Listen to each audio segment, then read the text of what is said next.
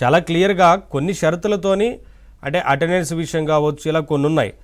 అమలు చేస్తున్నారు, పథకాన్ని అమలు చేస్తున్నారు. ఎక్కడైనా ఇబ్బందులు ఉంటే ఖచ్చితంగా అధికారులను సంప్రదించమని కోరుతున్నారు. ఆయా గ్రామాల్లో కానీ ఆయా మండలాల్లో కానీ అధికారులను సంప్రదిస్తే ఖచ్చితంగా సమస్యలు ఉంటే పరిష్కరించి పథకాన్ని వర్తింపజేస్తామని చెప్తున్నారు. ఎక్కడన్నా ఇంకా సమస్యలు ఉంటే పగడ్బందీగా పథకాన్ని అమలు చేస్తున్నాం అనేది ప్రభుత్వం చెప్తున్నమాట.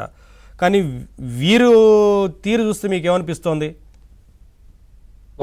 నవీన్ గారు, ముఖ్యంగా ముందు ప్యానల్ ఉన్న వాళ్ళందరికీ నమస్కారం అండి.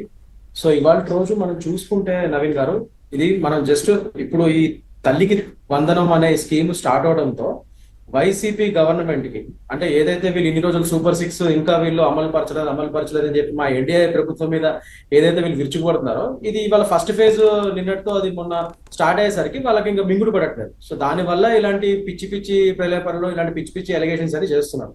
సో దాని వల్ల కొందరిని ఎవరినో వేరే వాళ్ళని దానికి పావులుగా ఉపయోగించుకొని పిచ్చి పిచ్చి ప్రెస్ కాన్ఫరెన్స్ లో పిచ్చి పిచ్చి అని చేపిస్తున్నారు. అది మనం చూస్తున్నాం. But coming to the subject, ఇక్కడ మ్యాటర్ ఏంటంటే తల్లికి వందనం అనేది ఈ స్కీమ్ ని గత ప్రభుత్వంతో ఏదైతే జగన్ గారి జగన్ అన్న విద్యా దీవెనతో కంపేర్ చేస్తాం. ఫస్ట్ ఆఫ్ ఆల్ అమ్మఒడి ఒకటి అండ్ ఇది కూడా విద్యా దీవెన, అదే ఆ పేరు అది. సో వాట్ ఇది ఏంటంటే ఇది ఓన్లీ ఇక్కడ మనకి చూస్తే ముఖ్యంగా ఇక్కడ మన స్కీమ్ ఇక్కడికి వచ్చేసరికి ఇది దగ్గర దగ్గర 83 లక్షల మంది విద్యార్థులకి ఆల్ ఓవర్ స్టేట్ దగ్గర దగ్గర 83 లక్షల విద్యార్థులకి ఎవరైతే ఫస్ట్ క్లాస్ నుంచి 12th వరకు చదువుతున్నారో వాళ్ళందరికీ వచ్చే విధంగా పెట్టారు ఇప్పుడు మనం పెట్టే స్కీమ్ ఇదైతే. సో ఆల్రెడీ మనకు తెలుసు, గత 5 సంవత్సరాలుగా మన రాష్ట్రం అప్పుల పాలు అయిపోయింది, కంప్లీట్ గా నిర్వీర్యం అయిపోయింది. అసలు అక్కడ డబ్బులు లేవు ఖజానాలో. మనం ఫ్రమ్ స్టార్ట్ మొత్తం ఒక చిన్న జీరో స్క్రాచ్ నుంచి స్టార్ట్ చేస్తుంటున్నాం. అలాంటప్పుడు ఈ సూపర్ 6 అమలు పరచడంలో కొద్దిగా జాప్యం జరుగుతుంది, అది న్యాచురల్ అది. బట్ మనం ఇచ్చిన మాట అసలు తప్పకుండా దాని ప్రకారంగా ఫేజ్ వైజ్ మనం చేసుకుంటూ వెళ్తున్నాం వాళ్ళ. సో అదే వాళ్ళకి మింగుడు పడట్లేదు. ముఖ్యంగా ఇక్కడ మనం చూసుకుంటే మన బీజేపీ ప్రభుత్వం, ముఖ్యంగా సెంట్రల్ గవర్నమెంట్ కేవలం ఇప్పుడు ఆంధ్రప్రదేశ్ కి 3 లక్షల కోట్లు గ్రాంట్స్ ఇవ్వడం జరుగుతుంది మన గవర్నమెంట్ లో.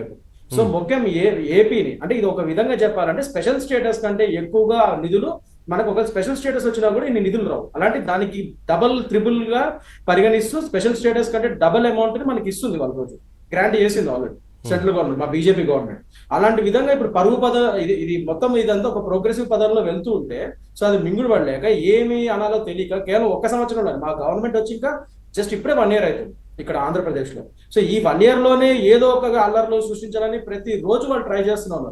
మొన్న చూస్తే ఎవరో ఒక కుర్రోళ్ళని కొద్దిగా పోలీస్ వారు వాళ్ళ యొక్క దుశ్చర్యల మీద ఏదో చిన్న యాక్షన్ తీసుకుంటే దాన్ని దళిత కులాన్ని కంటగట్టేసి దాని దళితుల మీద ఇది చేస్తున్నారు అది చేస్తున్నారని చెప్పి ఇవన్నీ షో చేశారు వాళ్ళు. సో నిజంగా అసలు వైఎస్ఆర్ సిపి గవర్నమెంట్ లోనే దళితుల మీద ఎన్ని అన్యాయాలైనో ఆ ఎస్సీ ఫండ్స్ ని ఎలా డైవర్ట్ చేశారో అందరికీ తెలుసు.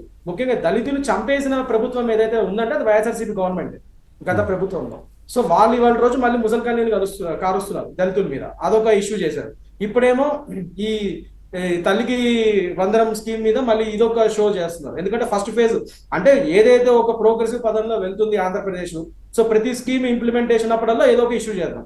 సో ఇప్పుడు నెక్స్ట్ మనకి ఇంకా మరి మిగతా సూపర్ 6 వేరే స్కీమ్స్ కూడా ఉన్నాయి, 1 by 1 అవి నెక్స్ట్ రోల్ అవుట్ అవుతాయి.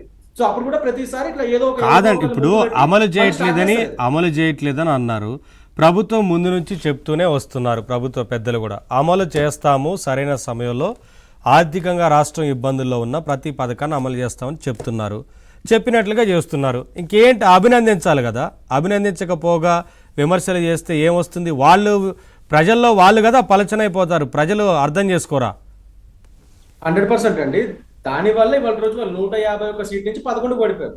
ఇంకా వాళ్ళకి బుద్ధి రాలేదు. ఇవాళ రోజు వాళ్ళు ఇంకోటి గమనించాల్సింది ఏంటంటే ఇప్పుడు సూపర్ 6 ఇప్పుడిప్పుడే మా ప్రభుత్వం వచ్చింది 1 by 1 మేము ఫేజుల ద్వారా విడుదల ద్వారా మేము 1 by 1 అన్ని ఇంప్లిమెంట్ చేస్తున్నాం. మేము అందులో డౌట్ లేదు, చేస్తాం కూడా. ఇప్పుడు నెక్స్ట్ బడ్జెట్ అలొకేషన్స్ లో కూడా మేము పెట్టి మేము చెప్పడం జరిగింది కదండి 1 by 1 ఇవన్నీ మేము అమలు పరుస్తామని. అదేంటంటే ఇది తల్లికి వందనం ఒకటి, మహాశక్తి స్కీమ్ ఒకటి, యువగలం స్కీము, అన్ఎంప్లాయిడ్ యూత్ కి మేము పర్ మంత్ 3000 ఇచ్చే విధంగా, నెక్స్ట్ అన్నదాత సుఖీభవ, రైతులకి 20,000 సంవత్సరానికి ఫ్రీ బస్సు మహిళలకి, అండ్ దీపం పథకం ఆల్రెడీ అమల్లో ఉంది. ఇవన్నీ 3 సిలిండర్లు పర్ ఇయర్ బీపీఎల్ వాళ్ళకి. సో అన్ని మేము చేసుకుంటూ వెళ్తున్నాం 1 by 1.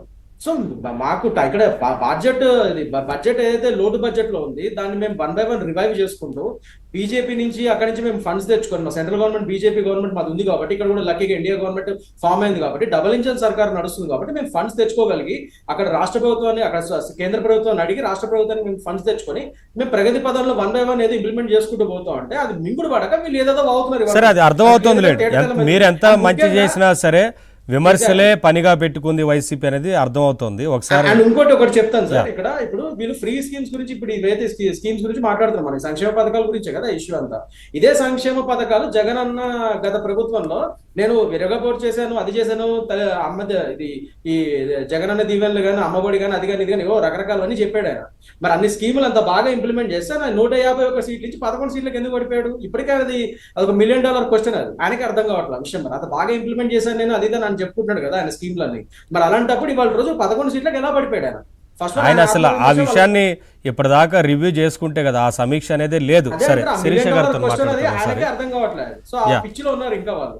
అది పట్టుకొని ఇవాళ రోజు కొందరిని వాళ్ళని వీళ్ళని పావుగా చేస్తున్నారు. శిరీష గారు నమస్కారం అండి. నమస్తే అండి. ఏంటండి ఈ పథకాన్ని పక్కాగా అంటే చెప్పినట్లుగా హామీ ఇచ్చినట్లుగా అమలు చేస్తామన్నారు. సరిగ్గా స్కూల్స్ ఓపెన్ అయ్యే ముందు పథకానికి శ్రీకారం చుట్టారు, అమలు